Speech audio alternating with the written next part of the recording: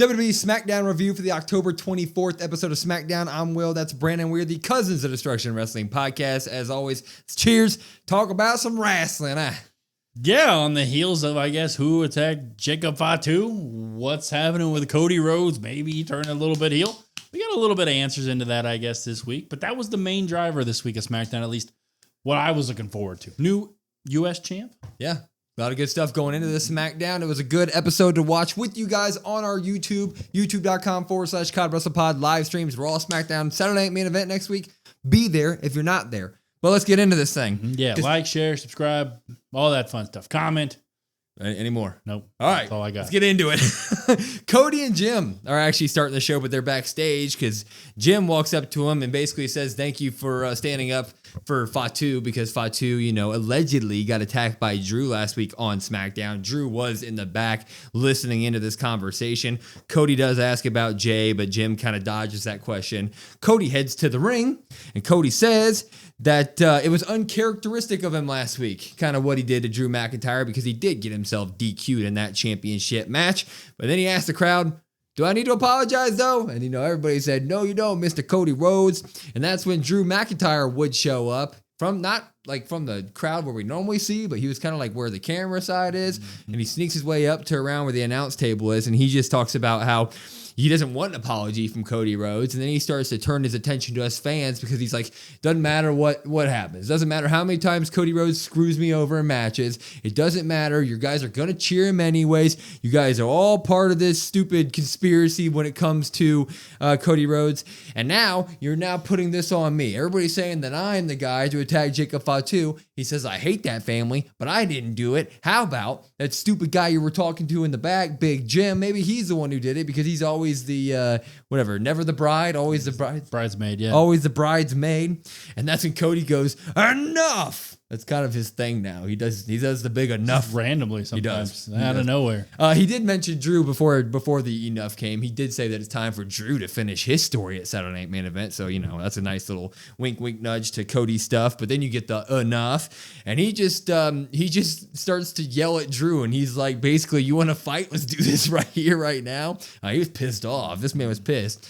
So of course everybody drops their mics, and we're getting ready. Cody's in the ring, Drew's on the outside, but then a flying Big Jim comes off of the barricade and starts to attack Drew.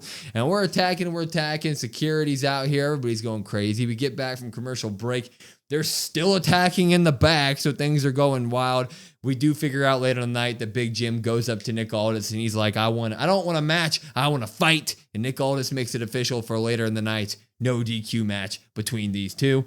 I like this opening. I'll pop it. Yeah, I'm going to pop it as well. You have Cody Rhodes being extremely defensive, again, in terms of, hey, it wasn't me, or maybe it was me, but I'm going to sit there and I'm just going to try to fight you about it. I don't want to use my words. Let's fight about it, sort of thing, which I really like that thing when somebody's really defensive and they don't really have an excuse, or they use that as an excuse, I guess, as a crutch. They try to run from it because they know they did something wrong. I like this side of Cody Rhodes.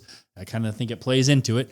Drew McIntyre, once again, is kind of going back to what Drew's always kind of gone to, his bread and butter, his kind of just truth-telling, his corporate Cody stuff in terms of like, well, you guys are always going to cheer him. You guys boo me. Why do you guys boo me? I'm the good guy. Well, he's kind of not wrong in this situation. Once again, I feel like that's a pattern that we've said with Drew McIntyre before. And you get Big Jim here. We always talk about Big Jim needing some more shine. Big Jim kind of gets overshadowed by Jay. It was nice to see Big Jim on Raw. Nice to see Big Jim here pulling double duty, I guess. So shout out to Big Jim, and I'm always going to root for that. So yeah, I like this a lot. Drew's just back to the everybody screws Drew. Drew always gets screwed over. Now it's all being aimed at corporate Cody and them pushing the machine that is Cody Rhodes. I like that storyline. It's enough to get me to another Saturday Night Main Event with them. We've kind of already given our take on that. We'll give our predictions later in the week, but big story on SmackDown now is the story about Jacob Fatu and who attacked Mr. Jacob Fatu. Was it Drew? Was it Cody? Was it somebody else? Who do we think attacked Jacob Fatu, if I can talk? Wow, that's a tough one. You might have to try again and again and again. I think there's really two possible options. I think it's either Randy Orton or I think it's Cody Rhodes. Now, you may say, well, it looks like he got kicked in the mouth. Well, that signs up to be a Randy Orton punt situation maybe. But Cody Rhodes is at least really defensive, and I don't know why Cody Rhodes would be so defensive. I don't know why Cody Rhodes would be so upset. Hey, let's not talk about it. Let's not use our words. Let's fight about it. He always does that when he gets really riled up. So this defensive side of Cody Rhodes, him handling SmackDown business, getting himself DQ'd last week, him just ready to fight from the get-go tonight. It might be Cody Rhodes. That's going to be my pick. You know what? I would really like it if it was Cody Rhodes. I think that'd be an absolutely crazy twist, and that would be WB finally pulls the trigger and turns the man heel, which would be crazy. But in my opinion, I do think it is Randy Orton. I just think that John Cena's retiring in 50 days or whatever it is. You're gonna need your big baby face to carry that load once he's gone, because obviously John Cena is the baby face of all baby faces. So you're gonna need Cody Rhodes to kind of pick up the slack in that department. Randy Orton hasn't been doing much in the back. I think there's a bunch of want for eventually Randy Orton versus Cody Rhodes with a heel Randy Orton. So I think Randy Orton's the one who ended up attacking Jacob Fatu, but we will have to find out and see. Yeah, it's a good point about the babyface part. Some people would say that's why they have Jey Uso in the main event spot. Okay. MFTs, Tama Tonga and JC Mateo. They're taking on the team of Rey Fenix and Shinsuke Nakamura, because that's who we're facing here. Yep. This match, you would think that the MFTs would just beat the hell out of this brand new tag team, because the MFTs are back with a brand new coat of paint, literally, and you think that we want to boost them up, make it look easy. Nope, they get whooped for a lot of this match, to the point where Solo is like sitting in a chair, all disappointed at him. Okay, but eventually though, Rey Fenix would go for his Adios Amigo and go for a splash, and JC would break that up. Rey would do this twisting outside splash to everybody, and that's when the ref would get distracted by Solo on the inside of the ring. That would leave time for Tama Tonga to get involved. He choke slams Rey Fenix onto the apron of the ring, and then Tama Tonga does his running knee move that he hits, and then 1, 2, 3. MFTs get the win here over Rey Fenix and Shinsuke Nakamura. From a match point of view, it was fine, but I'm actually going to drop this because I'm in the boat of, if you wanted to bring the MFTs back and do something cool, they should be looking dominant, but they kind of just need Solo again. So we're just doing the same thing again with the MFT. Yeah. Yeah. Kind of like a hidden blade, I think is what it was too. It's super cool finisher. I love that finisher. Rey Fenix once again is out there. That's cool. That's awesome. Shinsuke's out there. Cool. Everybody wants to sing the song. That's cool. Third different tag partner for him. So it's kind of like, well, we'll just throw you out there with whoever at this point is what it is. Yeah. The main takeaway here is MFT. Once again, they feel like MFT, Bloodline 2.0 stuff. It's just the same stuff. Like you said, new coat of paint. They weren't really able to kind of handle their business, and Tama Tonga has to get involved, which, like, if Tama Tonga is going to be this dominating force, I need him to kind of be maybe in some sort of singles action, or I need him to destroy somebody. Like, I feel like we haven't really got him to that level that he kind of needs to be, that destructive giant force. We're not really there yet with him. And no Tonga Loa interference. I know he just kind of stood out there. What the heck? Why is he out there if he's not going to do anything? So yeah, I'm going to drop this one as well. It just felt like what are we doing here? There was no story in terms of Wyatt 6 potentially with MFT, like we had kind of hinted at multiple times already. So no nothing, no anything. Like I said, it wasn't really a dominating victory here. I get that the new code of pain is like they're going for the tag titles, and in order to go for the tag titles, you have to work your way through the tag division. Well, this is a tag team, and Rey Fenix and Shinsuke Nakamura, they've never teamed up. So this should be one of those teams where, even though it's Rey Fenix and Shinsuke, which look great on paper, they've never teamed. So you should be able, as this like family, wrecking path of Samoan greatness, you should just be able to wreck these guys and make it seem like, yes, the MFT is on a wrecking ball path to those titles. Like, they look threatening. Instead, I come away from this going, oh, it's more MFT. Others had to get involved, barely squeak away with the win, call it a day thing. So I'm just not more interested in MFT. They take months off, they come back. It's just the same thing with face paint on. Not enough for me. About it. I don't have anything else to add. Yeah. I mean, I guess if you are going to end up running the War Game stuff, the MFT versus the Wyatt 6, you need to have them be more imposing. Yeah. You got to have them at least feel like, you got to give somebody a reason to care about that match. I mean, I get it. It's a cool visual. The lights go out and you're like, this is really cool. But then the bell's going to ring eventually. Yep. And that's where we need to kind of start driving it. Agreed. We would have Julia in the back, and Chelsea Green would walk up to her. And who else was with her? Oh, Alba Fire. And That's it. Nikki Cross was in the back. Oh, Nikki Cross was in the back. Being spooky. Yeah, she was doing her spooky bookie. Anyway, Chelsea Green's talking about how she was the greatest freaking champion ever, right? The U.S. women's title ever. And now she wants to make a run at the women's title, which sounds great. And she wants Julia to be her VP. And Julia looked at her and was like, huh? Kiana James then walked up to her and, smashed that whole idea and said, basically, shut up, Chelsea. I have a match against Tiffany. Let's go get this thing done. Julia, shoved Chelsea or knocked the papers out of her hand. But, hey, man, Chelsea for the title. That sounds cool. Just saying. Yeah, I mean, why not have a dominating women's not? faction? That's the main title holder and the mid-card title. That would be really cool. Hey, Chelsea for president.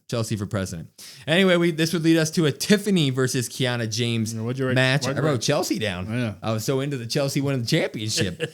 Tiffany Stratton takes on Kiana James here. And you know what? I liked this match. It was good. They had some really good chemistry between the two of them. It sucks that Kiana James is stuck in a terrible storyline where she's the mouthpiece for Julia. We've talked about that 100 times. We'll leave that there. But these two were actually great. Julia, did her distracting multiple times throughout the match. So it was basically Julia and Kiana James taking on Tiffany throughout it. Tiffany would miss a moonsault and Kiana would hit the sweet Falcon Arrow. They were really doing good stuff. But eventually Tiffy would hit the Swanton and hit a moonsault and get the win. Julia would attack after the match. And we're like, well, somebody's got to come save Tiffy. Well, it's Jade. She comes out and saves the day, right? She's able to boot Kiana James. She's able to throw Julia out of the ring. They're smart and they back away because, Jade, when she's on a mission, looks just incredibly threatening.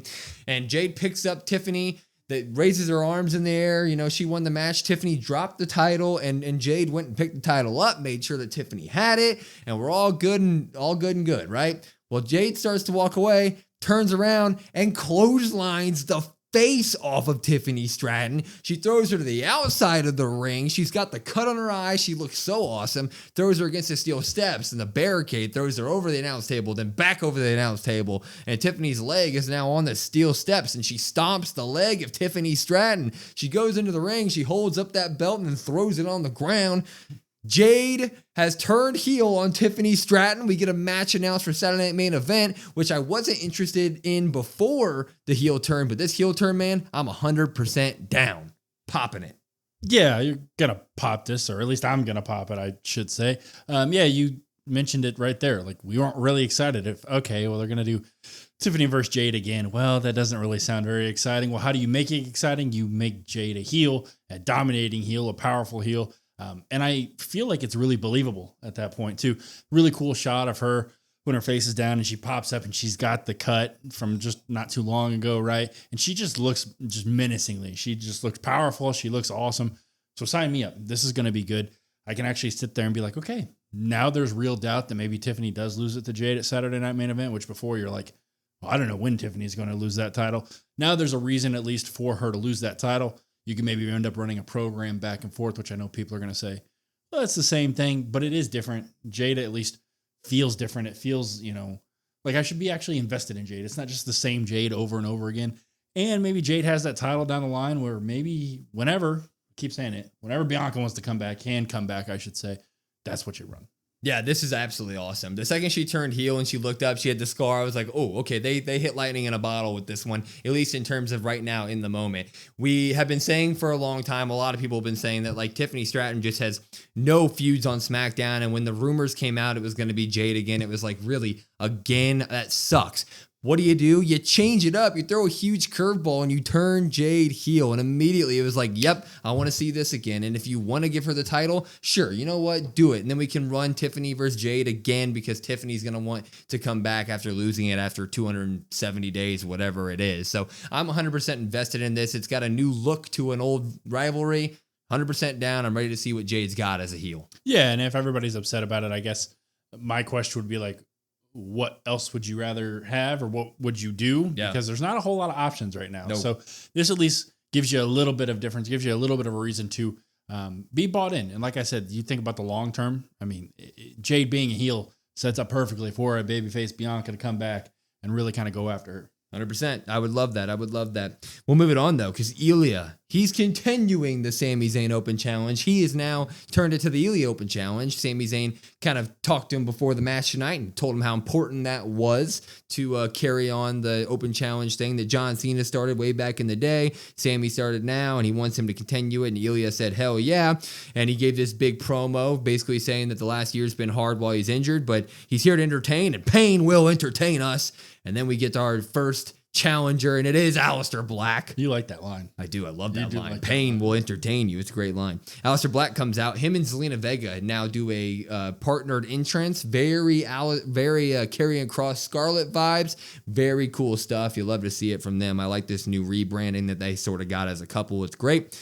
And Zelina would be involved in this match over and over and over again because Aleister would obviously distract the ref, and Zelina she jumped off the apron and did her Hurricane Rana to Ilya into the barricade. There was a point where Ilya got control of the match, and she was able to distract the ref, or once again, somebody distract the ref, and Zelina caused, more trouble in the ring to Ilya. I'm not sure, but Ilya was working a neck injury for a lot of this thing. He started doing his torpedo Moscows again, where he just did them without, and he would just get kneed in the face. Sooner or later, I'm going to hit one. Yeah, it's basically the thought. If he dives and headbutts at somebody, eventually he'll hit one. But most of the time, he's catching knees because Aleister Black hit him with one like crazy. But eventually, Zelina would try to cheat again because she didn't try to cheat. She cheated. Did cheat. She cheated because Ilya was ready to load up an H-bomb. And he backed up. Yeah, I guess he's Roman Reigns now with the H-bomb. But he backs up to the ropes. And Zelina's like, no, you're going to H-bomb my husband, which that doesn't sound PG at all. And she pulls his feet from underneath him in the corner. Ref sees it. Ref just sees this happen. And he looks at her like, well, why'd you do that? Yeah, Jason didn't. Jason was just, okay. No DQ or anything. And Zelina's just like, he did kick her out. Yeah, and he goes, well, you're out of here. And everybody goes absolutely crazy, of course. And that's when Ilya would kind of get the advantage for a moment. But Aleister actually looked like he was going to set up to win this thing until Damian Priest is back. He comes out. He's got a fire mark from the firebomb that Aleister Black hit him with a few weeks ago. And that's when Ilya would hit the Torpedo Moscow finally. And that's it. He wouldn't hit an H-bomb. He gets the win. Damian attacks Aleister Black afterward. He wanted to get a concerto on him on the announce table. Yeah. Which is wild. He was going to concerto this man on top of the announce table. But Spider Zelina jumped on his back and started gouging at his fire eye. He looked like Zuko.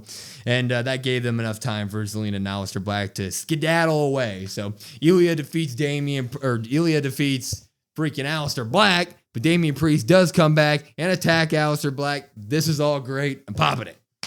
A lot to talk about there. Yeah, there's a lot to talk about. Yeah, so I guess first and foremost, if we want to keep just the Ilya Dragunov U.S. Open Challenge, like I'm here for it, this match made me think, though, I want a feud between Aleister Black and Ilya, and I know we're not going to get that, obviously, but the match itself was fantastic. It was really, really good.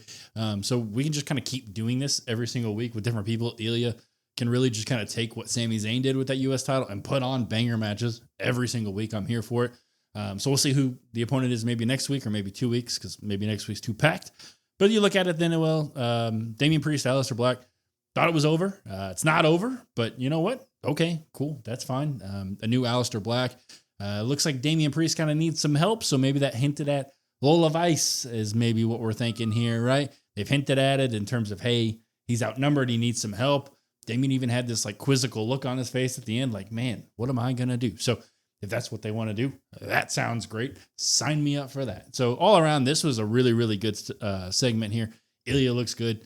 Aleister looks good. Zelina looks good. Damian looks good. Everybody was great here. Yeah. First, just to talk about the Ilya Open Challenge. Yes.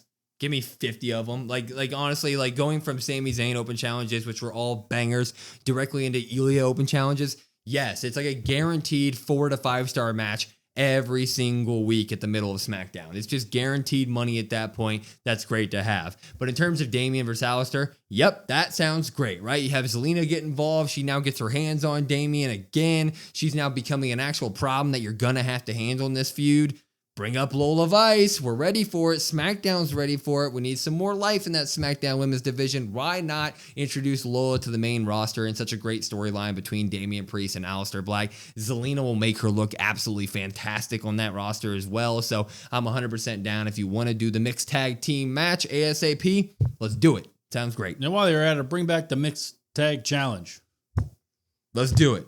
Who doesn't want that? Who doesn't want that, honestly? That's what I mean. You can have like 20, you can have like 20 different teams. Montez Ford and Bianca should technically win that thing every year. Well, I mean, yeah. Every year. Yeah. We would have Melo backstage. He's backstage, and he was taking the high road with The Miz because he attacked The Miz. Miz attacked him. Therefore, they're even. So he's even.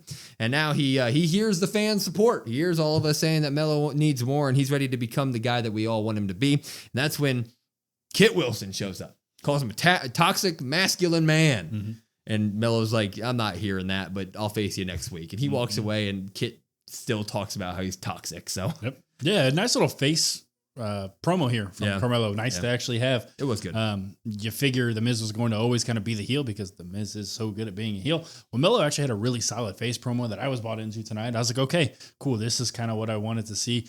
We haven't seen it in so long. And then Kit Wilson showed up. Nice little garden on his shirt. You did not just compliment his shirt. That's awful. Checkerboard garden. Terrible. Charlotte and Alexa are backstage. I'd buy one if I could. We find out that Bayley has invited Charlotte and Alexa to Monday Night Raw. So maybe Bayley and Lyra will be taking on Charlexa. Yeah, it should be this week. They said there's a surprise. Bayley said there was a surprise for Lyra's birthday. Yes, that's right. That's when Nia showed up. And Nia said, you know, she's waiting for one of them to turn on the other, and she mentions how Alexa may hug you one day and stab you in the back. Alexa. Because Alexa and Nia were friends years ago. I could have swore. Somebody let us know in the comments. I could have swore she said Charlotte. That was a WrestleMania match. I'm just telling you what she said. Maybe she misspoke. Okay. Well, it was Alexa. Somebody let us know. It was pointed at Alexa. And that leads to Alexa calling her out next week. So it's Alexa versus Nia next week on Smack It Down. Mm-hmm. Should be a good one. Why not? Yeah, I mean, why not? Seems to be almost a little random, I would say, to throw that on for Saturday Night Main Event. Eve. Yeah, that's a good way to put it. But, you know, we get to see Alexa Bliss, so I'm not going to complain. And if they want to kind of maybe start hinting at this distrust between Alexa and Charlotte, go right ahead. I know there was a very united front tonight, but maybe they start kind of planting the seeds there. So. Bingo. I'm down. Then we would get our main event. It was Drew McIntyre taking on Big Jim in a no disqualification match. Drew attacked him during the entrance, which was really nice. And they spill out into the crowd. They spilled out into the crowd multiple times throughout this match, actually. There was this nice little spot where Jim ran on top of the barricade and Drew caught him into a belly-to-belly. Jeff Hardy style. Yeah, it was Jeff Hardy style. He is trying to be like Jeff Hardy. He's got the swan Uso in the wind. Yeah. This man just copying. Throw for bar. All that stuff. Stole his whole flow. Eventually, Drew would start to bring out some chairs, and he beat him with a chair until he made Jim sit on the chair, and then he was going to hit him with a claymore. That would have been really cool. That would have been cool. That would have been sweet. Jim got up, tripped him to where Drew ate the chair, and when I say ate, he literally ate the chair face first into the chair. We'd have a table get set up eventually, and when Drew went for a claymore there, he got reversed into a Samoan drop through the table, and Big Jim would say, okay, this is my chance. He'd hop on up to the top to go for a splash, and Big Jim would jump off the top rope, and Drew just no-sold the table spot, got that chair, and chucked it at him, doinked him right in the head with it, bonk, and he falls down. Of course, that leads to a nice good old Claymore, 1, 2, 3, Drew McIntyre wins, but of course, he's pissed off because Big Jim is insinuating that Drew's the one who, attacked Jacob Fatu, and Drew's not down for that, right? So Drew starts to attack Jim afterward with a chair. He puts the chair around his neck and then chokes him with it. So he's on top of him, choking him with the chair, and all the security runs out, right? And they can't get Drew off him. So he's just sitting there with the chair.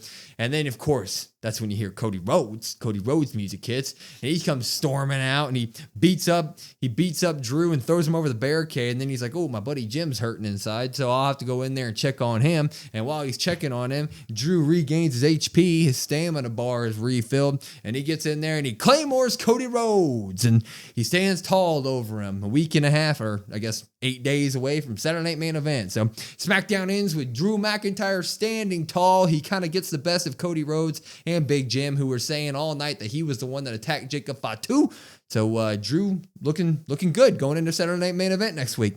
Popping it. Yeah, we're going to see. I guess there's one more episode, so maybe that could be all derailed here. But shout out to Big Jim. It reminded me not to the levels of the Gunther stuff, but I had the flashback of like, man, when Big Jim is getting beat down post-match, he has these facial expressions that are really, really solid that really help out the heel. So shout out to Big Jim there. Drew McIntyre looks great. This was a fun match. It was a good match. It's the right winner. Drew looks really good at the end of the day. He stands tall. He beats Cody Rhodes up at the end.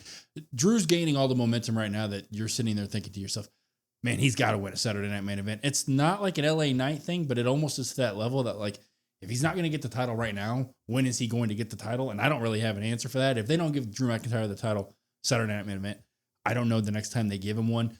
So I feel like you almost have to at this point, but our predictions will be out later on in the week. But this is just really nice to see. I know we've seen Cody Rhodes, Drew McIntyre time and time again, but this just reminds you like how good Drew is, especially. Cody hasn't done a ton, right? There's a different added element of Cody, but Drew's really been doing the heavy lifting here. And so it's nice to see.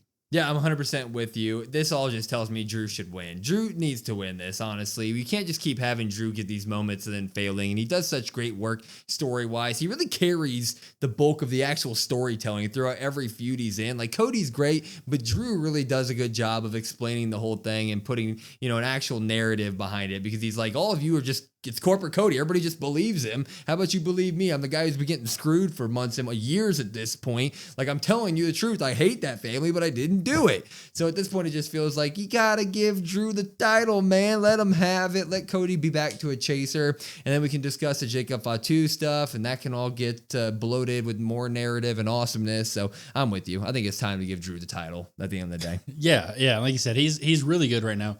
That's the one nice thing. Until you mentioned it, you laid it out there for me.